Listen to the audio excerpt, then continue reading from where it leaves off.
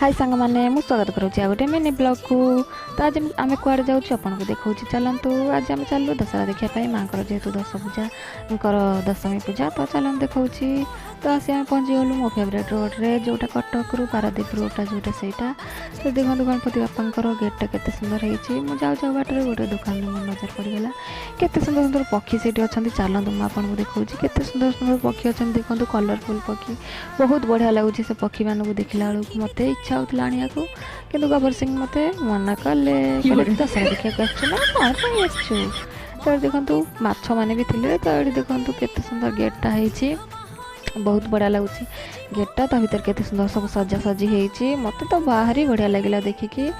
तो आपको केमती लगे निश्चित निश्चित जनइबे कमेंट द्वारा डेरी नक चलते माँ दश पूजा को आपको दर्शन करदेवी। ये देखो माँ देवी माँ केते सुंदर देखा जेहेतु आज दशमी पूजा तो